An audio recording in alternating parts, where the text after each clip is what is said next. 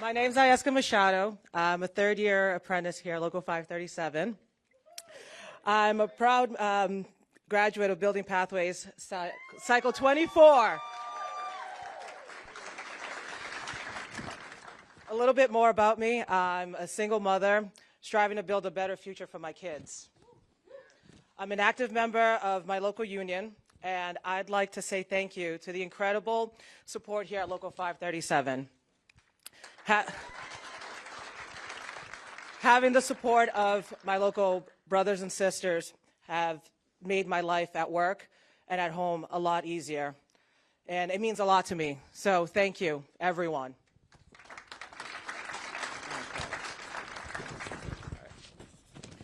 Here at Local 537, I'm co-chair of the Women's Committee, and I am vice president of my apprenticeship class.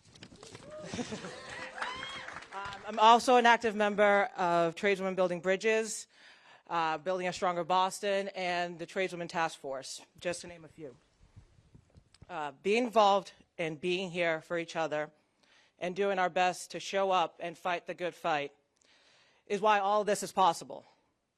And thank you, everyone, for being here this morning and helping support us continue this important work. Welcome to 537.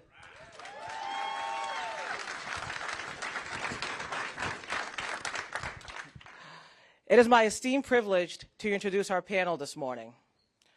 Our first guest is our union brother, our ally, and our friend, Brian Doherty, the general agent of the Boston Building Trade Unions. Brian has been a proud member of Laborers Local 223 for over 25 years.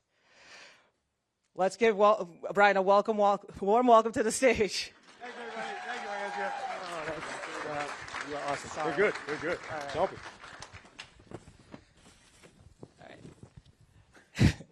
right. Okay. It is now my great honor to invite our next guest to the stage. But before I do, I'd like to say a few words of our very special guest this morning, Vice President Kamala Harris. We do not have a better example of someone who stands up for what is right, who stands up for working people, and who always supports our movement here in Boston and across the country. Vice President Harris has been a champion of registered apprenticeships her entire career. Going back to her time in San Francisco as a district attorney, Vice President Harris is the chair of the White House Task Force on Worker Organizing, which implemented over 70 actions across the government to make it easier for workers to exercise their rights in the workplace.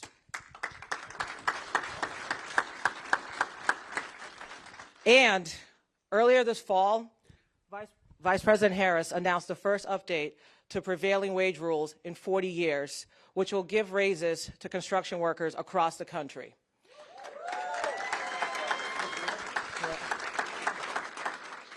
It took 40 years, but not on her watch. She fights, she gets things done, and she's a fighter for all of us. Please join me in giving a very warm union welcome to our very special guest, our Vice President of the United States, Kamala Harris.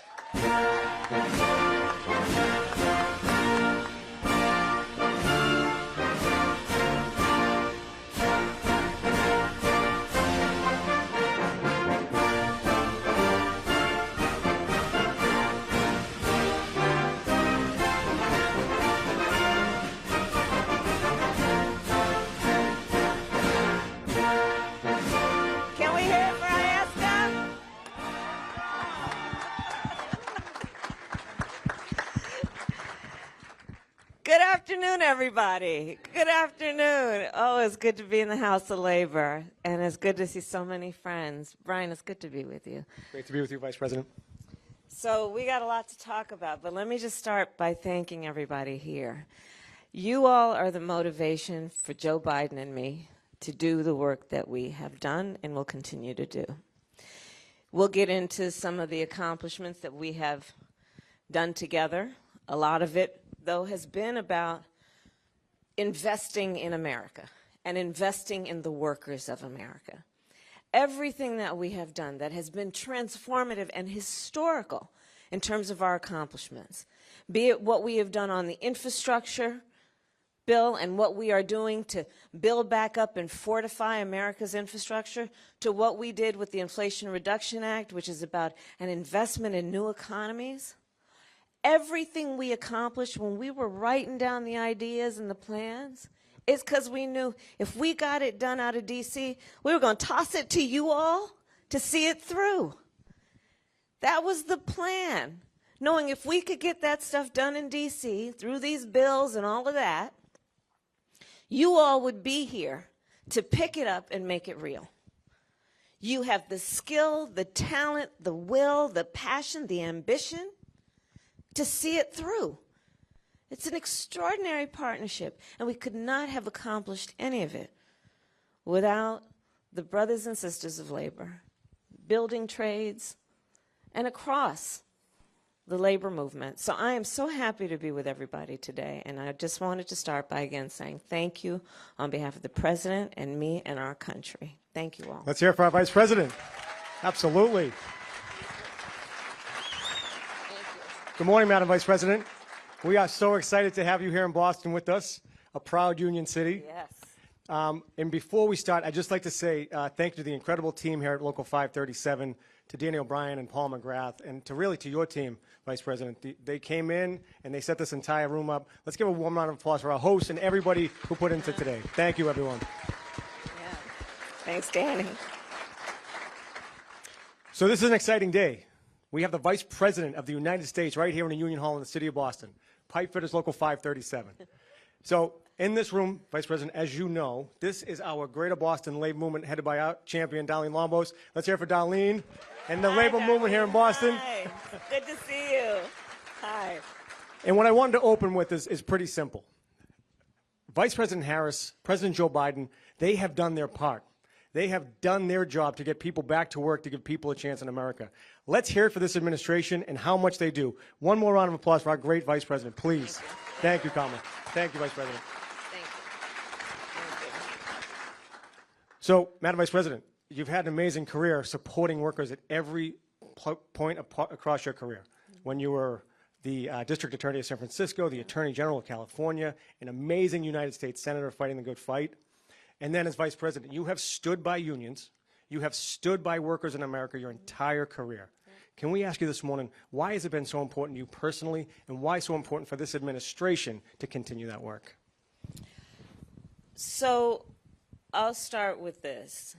I believe that all labor, all work has value, and that all working people deserve to be acknowledged for the value that they offer all of us.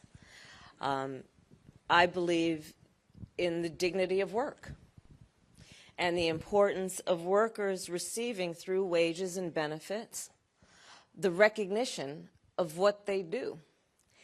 And so the work that I have done throughout my career has been side by side with labor, recognizing the importance of the labor movement, recognizing the fact that without unions, look, whether you've never been a part of a union or have been a member of a union, thank unions for the 5-day workday week. Thank them for the 8-hour workday. Thank them for sick leave, for any paid family leave, Absolutely. for vacation time. Brought to you by unions. For all workers, whether or not you're a member of a union or not. There's also this piece that is fundamentally a piece that really is about what's right and what is just. When you think about collective bargaining. So collective bargaining, here's the bottom line about what that's about. In any negotiation, right, and SAG-AFTRA, congratulations, IATSE, congratulations on what you guys just accomplished. The culinary workers just struck a deal, right? We're seeing it across. And wages are going up as a result of all those negotiations, by the way. Collective bargaining. If we all agree that in any negotiation, the outcome should be fair, right? Everyone should start there. In any negotiation, the outcome should be fair. Well, when you're dealing with one worker against a company, against a corporation. Do we think that outcome of that negotiation is going to be fair? No way. It won't be, because of the disparity of power. So collective bargaining is about saying, let the workers have a voice as a collective, all together, representing each one of them as a group, and then go into that negotiation, because then you start to equal out the balance in terms of power in a way that the outcome will be fair. That's what collective bargaining is about. That's what worker organizing is about. It's about saying we should never require that one working man or woman to be having to argue for themselves, to fight for themselves without their brothers and sisters standing with them as a collective to just get what's fair. That's what this is about. So fundamentally for me, it's about the dignity of work. It's about what is fair in recognizing the value of workers. It's amazing. Let's hear it for our Vice President with that response. Thank you, Vice President. In this room today, we have some leaders who've been doing this work for a long time. We have some brand new leaders, too, who've been fighting the good fight.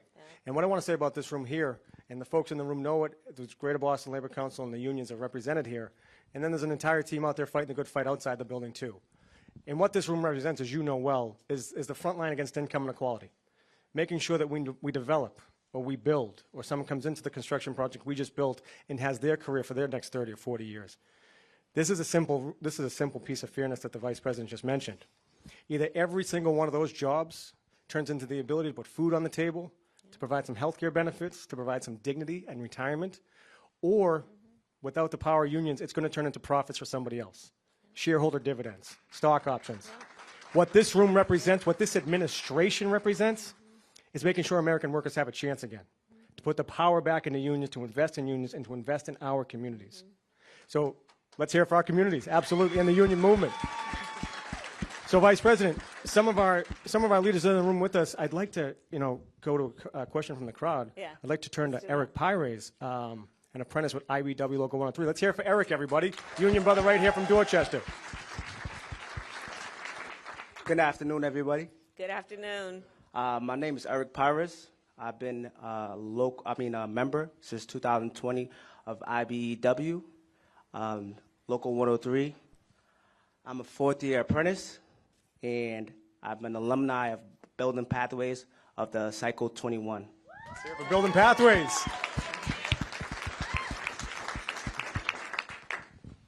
And I want to say good afternoon to Madam Vice President. Thank you. Just want to thank you for being here.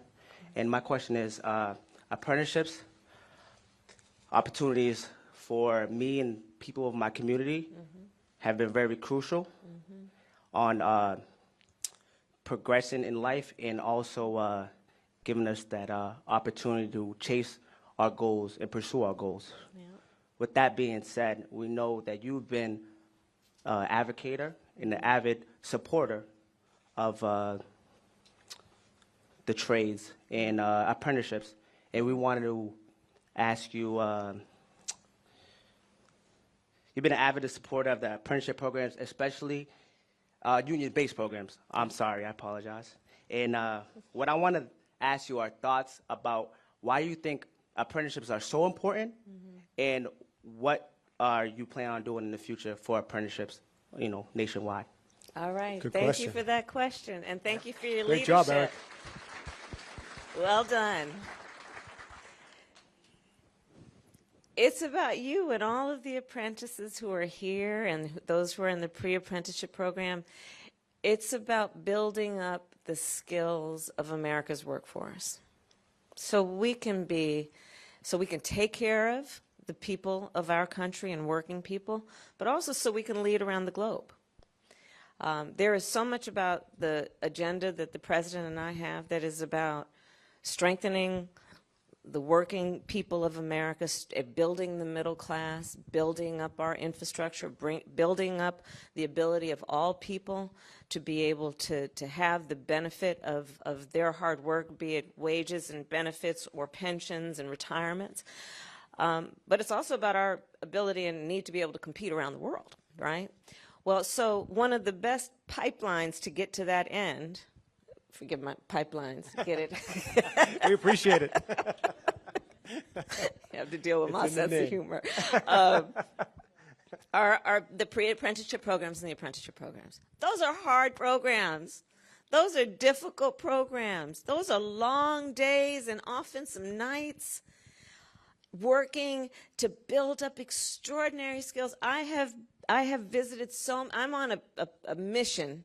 I don't know if I'll accomplish it, to visit every IBEW local in America. Let me tell you. What a goal. When I visit the apprenticeship programs and I see the extraordinary skills that include, it's about complex math, it's about engineering, it's about science, it's about thinking about how do we apply technology to the work we have traditionally done that has been about building up and fortifying our country.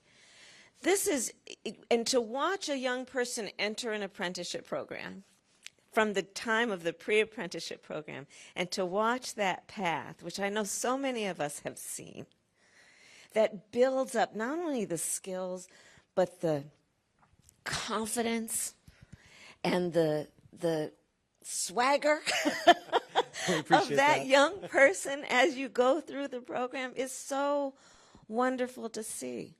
So it is about developing very, very complex skills, highly skilled individuals and workers. But also what I love about our apprenticeship programs is it's about family. One of the beauties of the nature and the character of unions is it is, as I said earlier, about the collective, but understand in that the collective is about family.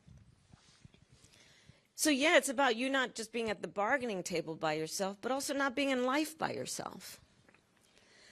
The people who train you and who develop your skills, they are people who are invested in you as a human, as a person.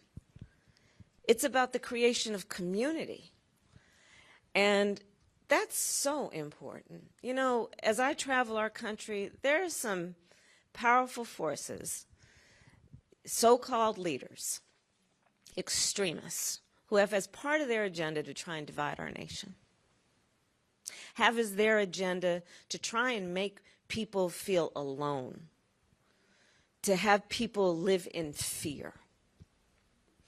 And at this moment in time, I think about the culture and the movement, the labor movement in a number of ways, including the importance of building community and reminding people they're not alone. It's really important. It's important. And so that's how I think about the apprenticeship programs. And so part of what the President and I have done and our administration has done intentionally with all of the labor leaders who are here, I mean, Boston, a good old labor town, is to write into and to build into our policies that apprenticeship programs will very much be the way to go to build up the workforce to then do the work that we have funded. Think about it. We have on, for example, lead pipes. So the work you're doing in apprenticeship programs includes training pipe fitters, who are and the work and plumbers and everybody. So the work that we have done on lead pipes has been this. For years, the grandparents, the parents in communities like Flint, Michigan, have been crying out because their babies are drinking toxic water out of lead pipes. And they've been saying, we may not be scientists or doctors, but we know there's a connection between the water coming out of those pipes and the health outcomes for our children, including an impact on their learning ability. And by the way, lead pipes were not just in low-income communities, communities of color. They were all over America. But see, in communities with high rates of home ownership, where people have a little extra money in their savings account, they could then come out of pocket or take some equity out of their home to replace those pipes.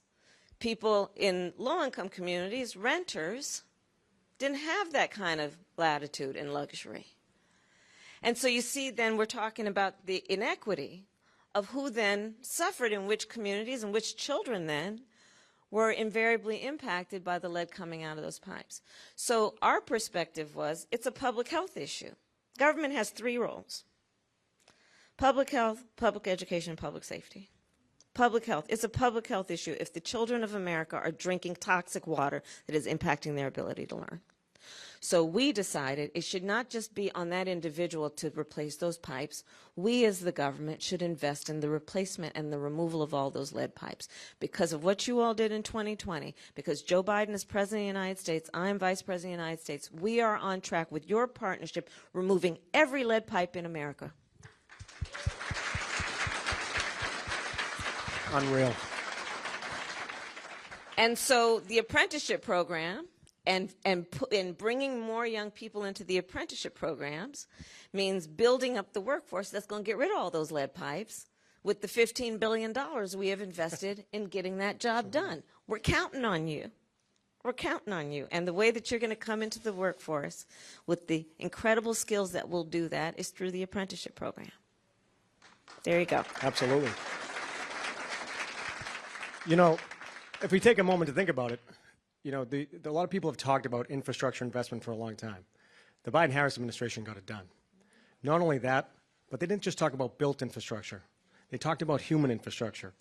What happens to the jobs? What happens to the people? Who are we investing in? They are investing in every American. We have so many graduates here today and union brothers and sisters from the Building Pathways program. Yeah. Let's hear it for Building Pathways. And a friend of ours, a lot of friends in this room, Marty Walsh, a friend of our great vice president, when he came back to Boston. Marty. I found Marty. He said, listen, one word, she's unbelievable. That's what he said when he came back to Boston. Brother. He's the best. Yeah. But this program, Building Pathways, it was this idea. How do we make sure that every career in America is a good career, and how do we make sure that everyone has access to them? Right. And it was simply put, going to communities, into neighborhoods, telling people about what unions do and what they represent as the organized labor movement to invest in each other, invest and fight with each other.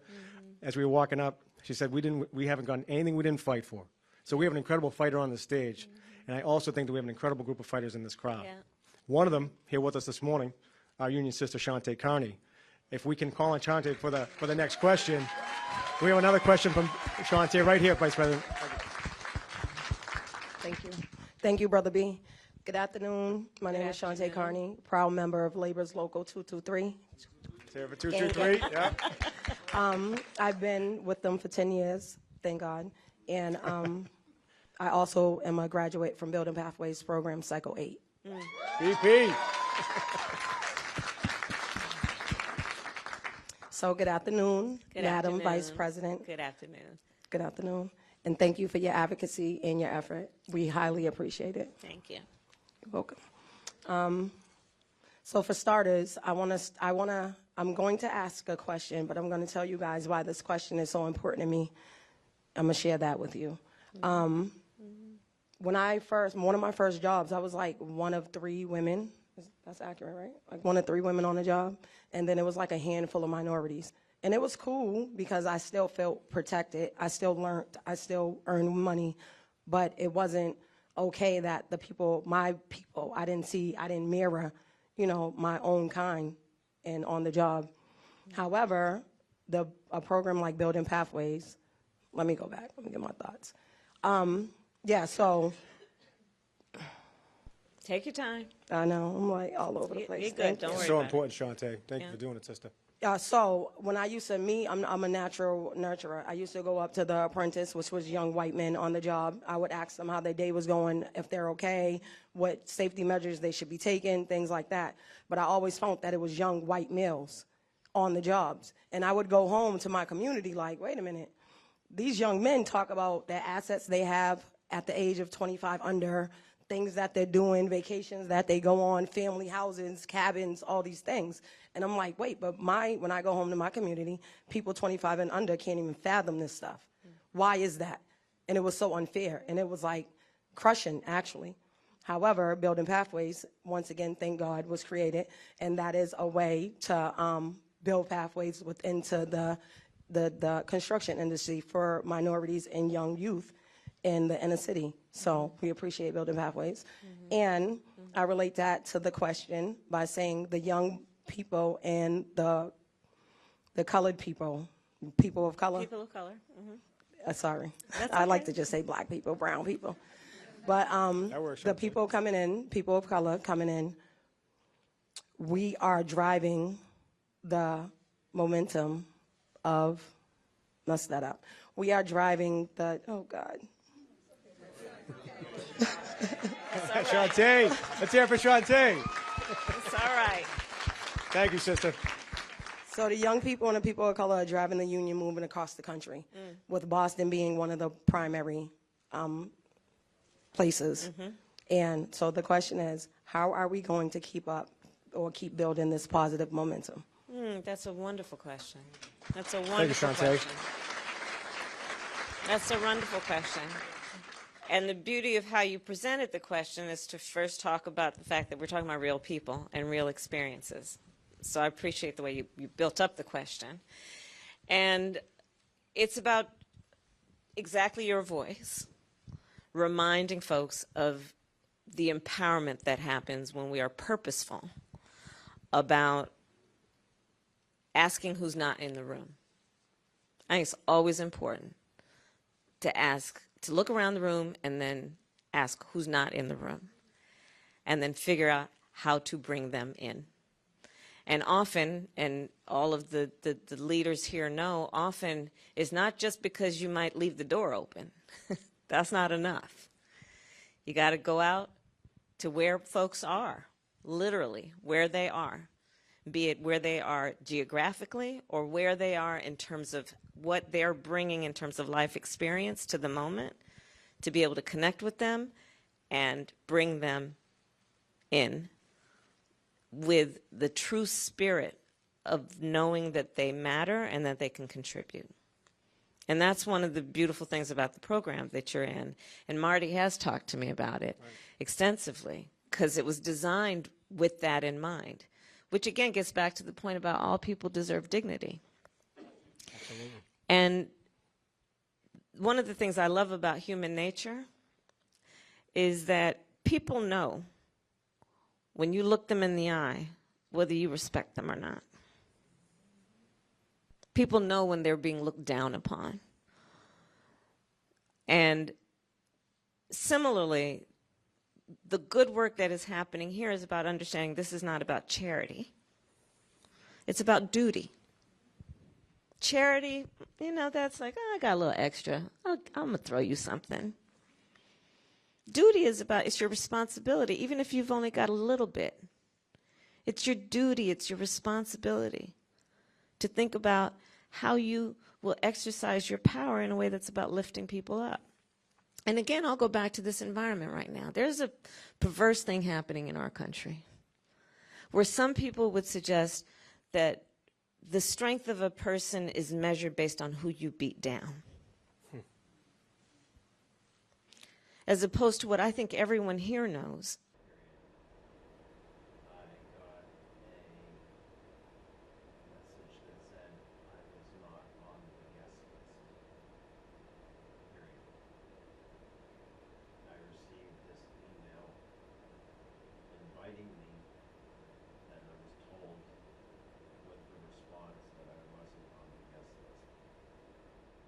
That's a, well, the press is here.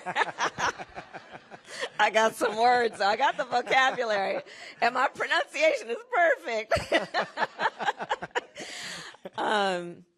But that's not who we are.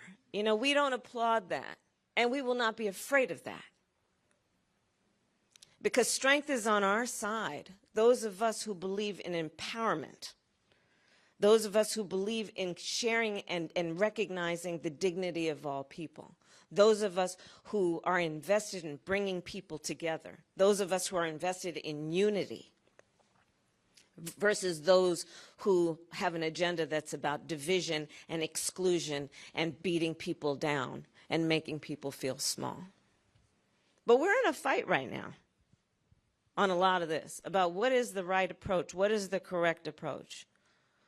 Who are we gonna associate ourselves with in terms of a way of thinking about what's important and what actually is about strength? But I know every one of us in this room, we've chosen where we are on that. We're about recognizing the strength in community, in unity, in dignity, in hard work, in bringing folks together. And it's all good. It's all What an good. answer. That's the all power of the good. labor movement right there. That is the goal of the labor movement. Yeah. Making sure that we're sticking up for one another, sticking right. together, That's right. making lives a little easier, a little better for people. That's what the Biden-Harris administration does every day. That's what our vice president fights for. You know, our friend of ours, Shaton Green, in the crowd today, he always says, you know, talent isn't found. Talent is developed.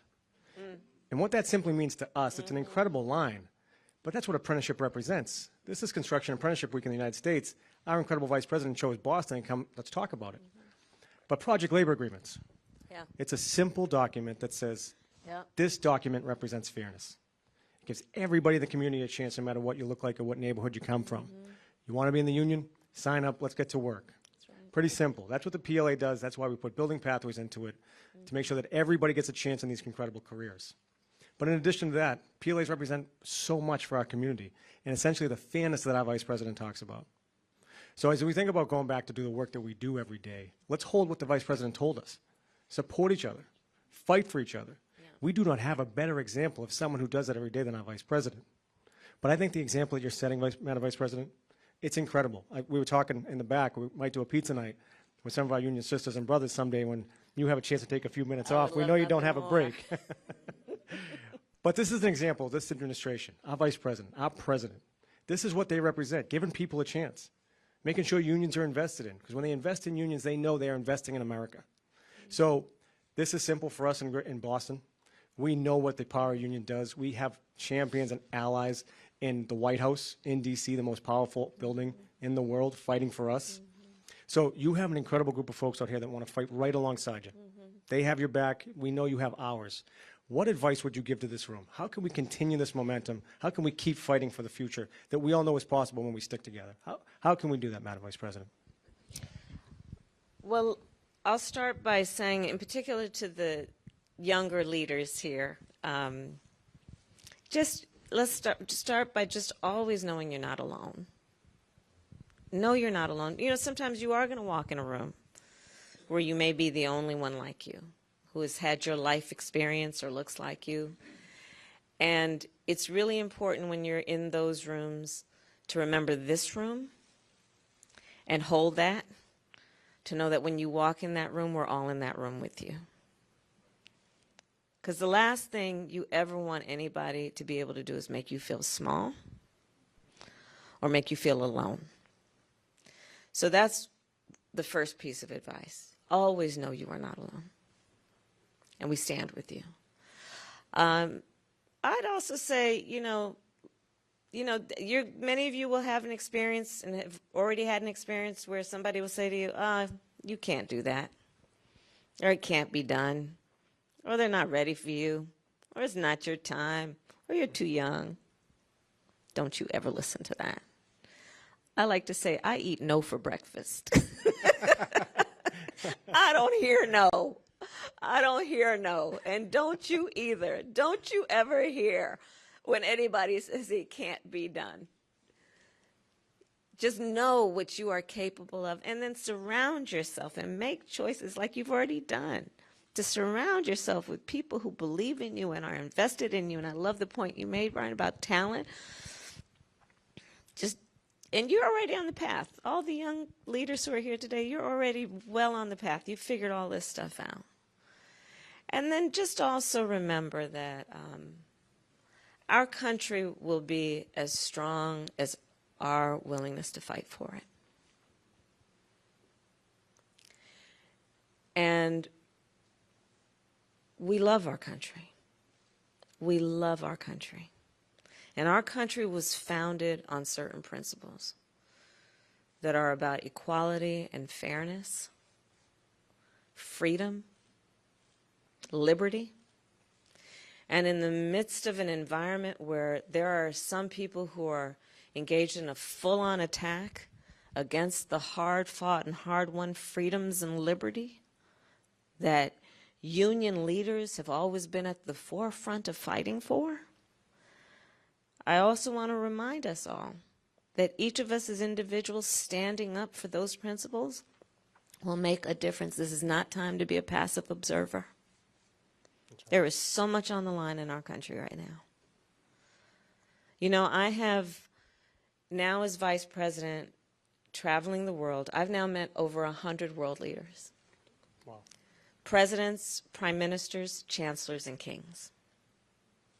When we walk in those rooms representing the United States of America, we walk in chin up, shoulders back, with the earned and self-appointed authority to talk about the importance of democracies, rule of law, human rights. But here's the thing about being a role model. Everybody here is a role model, so you know what I'm about to say. When you're a role model, people watch what you do to see if it matches what you say. People around the world are watching. And they're asking some of them. I was just in the UK, in London, where some of them pulled me aside. What's going on in your country? You guys going to be okay? Because it's going to have an effect on what's happening in our countries. This is a moment in time for us to really understand that this fight that has always been the fight that has been about, the fight that labor has always been engaged in for fairness, for workers' rights, that's a big part of, for Joe Biden and me, a big part of our foreign policy as well as our domestic policy, fighting for workers' rights, to make sure in these agreements that workers' protections are in place. Right now, everything that we will do as individuals and collectively is going to have an impact not only on the people in our backyard, not only the people in our country, but potentially people around the world. And I'll end with this. You know, the nature of democracy, I think it's like there's two parts to it. On the one hand, when democracies are intact, they're incredibly strong. What they do to protect individual liberty and freedoms and rights. There's a great strength in that. Also, very fragile. Mm-hmm. Our democracy is only as strong as our willingness to fight for it. And so fight we will. Fight Absolutely. we will. And when we fight, we win.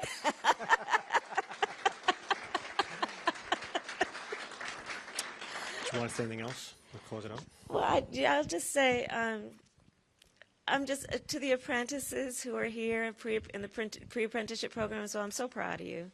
You guys really are role models. We really do. Joe Biden and I have to tell you, he sends his love to everybody here. We spend a lot of time together, he and I. And when we are just having a moment, if we're sitting in the Oval Office or wherever, and we are thinking about what we are working for, we absolutely have you guys in mind. We have you in mind in such a proud way. You all are seeing through everything that we are fighting for and trying to do. I say that to the younger leaders of every age. All the young leaders who are here. We really do have you in mind. And we're making a difference. And I know folks are working so hard. We're really making a difference. And the work you are doing as union leaders will have an impact on people you may never meet, people who may never know your name. But because of what you are doing, their lives are benefiting. So I thank you all, everybody here. Thank you. Wow. Hey, I think it's pretty plain to see. We have someone who's strong and focused and investing in us. Are we going to fight for our vice president, our president? When we fight, Madam Vice President, we can't thank you enough. Thank you for being here with us today. You do an incredible job for us. And on behalf of everybody here, thank you for all you do in Washington, D.C. Let's hear it for our Vice President.